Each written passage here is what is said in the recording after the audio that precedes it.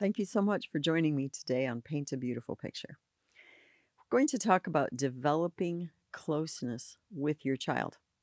Sometimes, just completely by accident, we end up pushing people away. Whether that's because we feel defensive or we feel nervous, we have a level of anxiety in certain kinds of relationships, we have guilt, we have insecurities, we start pushing people away. And I've watched a lot of people in their relationships with their children completely unbeknownst to the parent, pushing the child away more and more and more. Sometimes one of the ways that we push a child away is by smothering, or my friend uses the word helicopter parent. They're just like, oh, the wheels are constantly turning and they're all around the kid. And I mean, the kid can't even breathe and he doesn't have a second's worth of space. And that actually pushes the kid away. I think that every human heart was created for relationship and for closeness. I think one of the great tragedies of life is when the very people that we brought into the world and raised and have desired to nurture and care for get more and more distant from us. And I think it's even more tragic when it happens because we're pushing them away, even if we don't understand why or how. And so today we're going to talk about developing closeness with your child.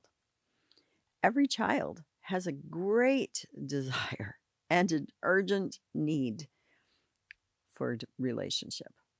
And of course, the people they desire relationship with the most are their mom and their dad. That's very logical. And yet, sometimes that's not what happens. Moms and dads get busy. Let's face it, the average household today does have two working parents in it. And even if a mom doesn't work outside of her home, she has plenty of work at home.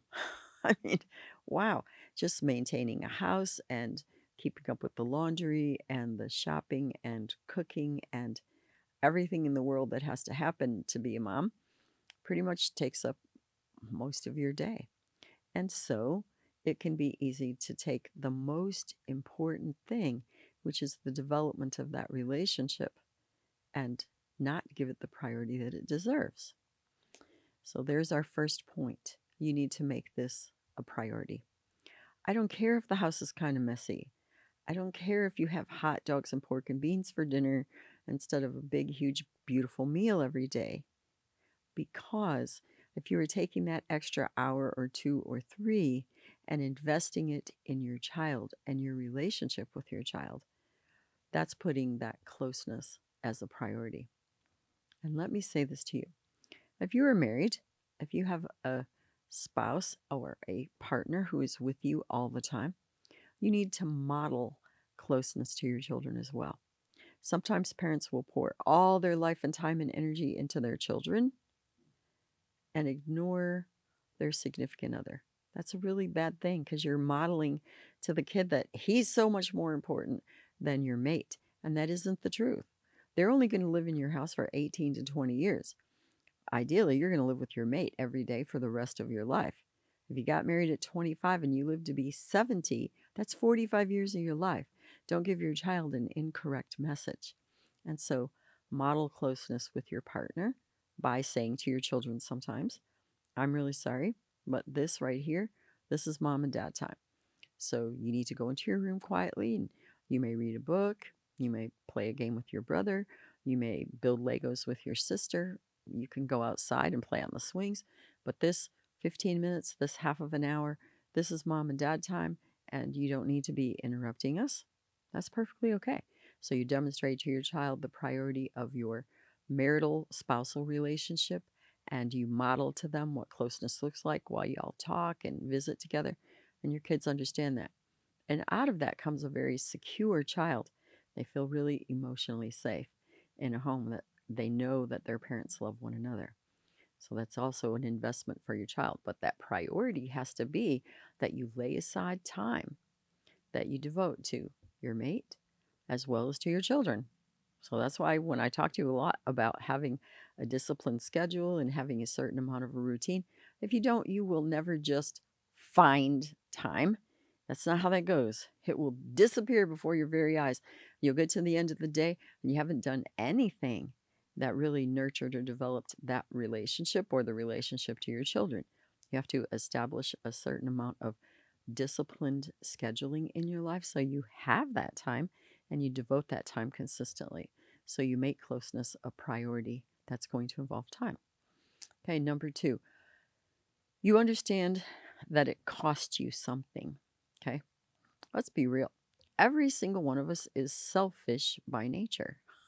No kidding, right? Like, I want to do what I want to do. I want to eat what I want to eat. I want to go to bed when I want to go to bed. I just want to do what I want to do. That's who we are by nature as human beings. As we've discussed, being a parent is a selfless journey. You just have to give up a lot of that selfishness and be willing to devote time and energy, a lot of energy, into your children's lives. So, developing closeness involves that commitment that you're going to be selfless in meeting the needs of your child, the needs for relationship, and the needs for closeness. Let me tell you, some people, you sit down with them, they're just going to start pouring out their guts. Now, sometimes it sounds like they are. They're telling you all the details of their life, but they're not really giving their heart to you. And some people will just start spilling their guts, like really laying their heart out on the table. Sometimes when you don't know that person very well, that is really uncomfortable. But you want that with your child. You want your child to tell you their heart. You want your child to tell you their thoughts. With some children, this takes a very big investment of time. I actually have one of those kinds of children. One of my children, if you don't give him enough time, you're not going to hear a thing out of his mouth because he's got to know he can trust you and he's got to have a huge level of safety. And I mean, he does with me. And yet, it still takes him time. And I have a good friend, one of their sons is like that. I mean, until you sit down with him for 2 hours sometimes, let him talk about everything under the sun, and then he knows you're really willing to listen, you're going to sit right there and invest with him. Then he'll start pouring out his heart. And so you have to know your child, and you want that heart communication. You have to do what it takes. You have to give them a safe environment. Often you have to give them time. And so you establish an environment that provides the opportunity for closeness. Okay. I'll tell you again, a car is an awesome place for that. On the way to school in the morning, if your kid is a morning person, they're going to be likely to talk to you. However, if you have the radio on, if you're talking on the phone to everybody in the whole wide world and you hand your kid a tablet, nothing's happening there. Okay? You have to establish the atmosphere for closeness to happen. So you leave the radio off. You don't talk on the phone. You don't let your child have anything in his or her hand. And you say, so what are you going to do today? What's on your agenda today? Usually things are going to come up. If your child has a big test and they're feeling nervous and they're like, oh, mom, I have this test and I'm really scared. See, that's an opportunity for closeness for you. Did you study? Yeah, of course I studied. Okay, what's your test about? Ideally, if you've been paying attention to their life, you probably already know, but what's making you nervous about this test? Maybe your kid has really bad test anxiety. You never even knew it before. I never had test anxiety, unless it was a math test, because math wasn't my best subject. I don't think my mother and dad ever knew that. In fact, there was hardly anything my mom and dad knew about me. They just didn't take the time to talk to me or listen. You have the opportunity to develop closeness with your child by taking the time. It's a really big thing on the way home from school. If you happen to pick your children up from school, wowee, that kid's got so much to say. So if you got the radio blaring, you're on the phone blabbing your mouth off to whomever, or your child gets handed a tablet, you're not going to hear anything. That's up to you. This is a great opportunity to develop closeness with your child. You want to learn what he or she did today and how they felt and what happened. It's one of your best chances to do it. All of you can't do anything else. I mean, all you can do is drive and they're captive in their car seat. It's such a great time. The other time that is a great time that you should make use of is bath time and bedtime. When you put your child into the bathtub, you let them play, and while they're playing, they're going to talk to you about things that went on. One of the greatest opportunities you have to listen to your child's heart is during playtime. So let them play, and then while you're gently washing their body and you're just having a quiet time with them, it's an easy time for them to reveal their heart to you, especially to let you know about problems they're having or things that are hurting them, someone at their playtime that they're having a difficult time getting along with. It's one of your best opportunities, and definitely when they go to bed. When they say their prayers, it's one of the most unique times that you will ever have to hear their heart. When you hear them talk about, you know how I got so mad at Billy and Sally acted like this, you find out things as you go through their prayer time with them. And as you tuck them into bed and you let them know how important they are and how much they mean to you, and you give them a hug and a kiss, you're truly developing that closeness with your child. Let me remind you about something. I talked to you about the importance of in infancy, you don't do other things when you're feeding a baby. So you have this baby in your arms, and you're giving her her bottle, and that entire time you're looking at her, making eye contact, and feeding her, gently touching her body.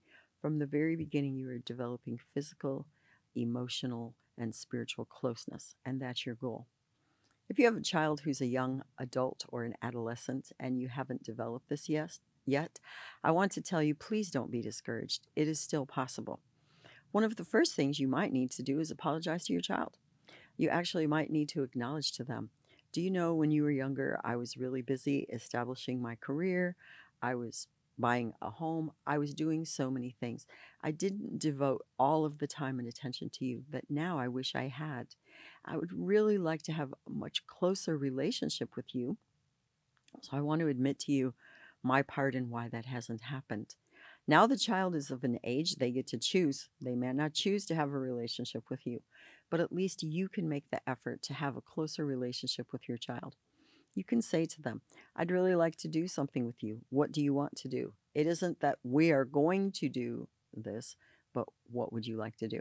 So, you know what? If you don't like playing video games, you better learn to like it. I have to admit, so I learned some of the coolest things with my kids while we played video games when they were teenagers. So, you've got to find out what is important to them, and you have to participate with them in activities that are meaningful to them. That will develop closeness even if you didn't get started when they were younger and you wish that you had. The other thing I want you to know, especially with young adults, is now you have the opportunity to have an adult to an adult relationship.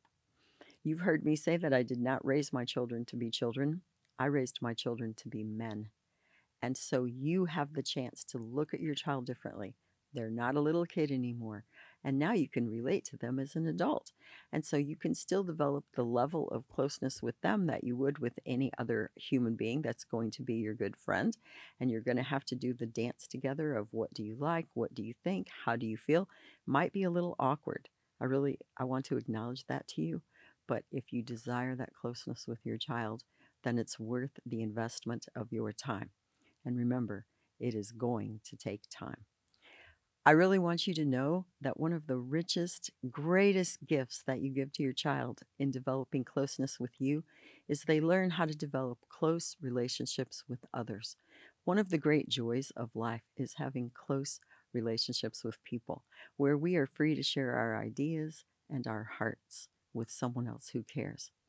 So you're making a big investment in the future of your child and in your child's well being for the rest of their life. I hope that you have a rich and full day today and that you truly look at your child and enjoy the beauty of who he or she is and have a wonderful time developing closeness together. Thank you so much for joining me today on Paint a Beautiful Picture. You may find additional information on our paintabeautifulpicture.com website. Additionally, you may watch me on Rumble, and you may also listen to a podcast on Buzzsprout or Spreaker, all under the name Paint a Beautiful Picture. If you like this video, please give me a thumbs up. You may subscribe, and if you are interested in receiving notifications, please hit the notifications button.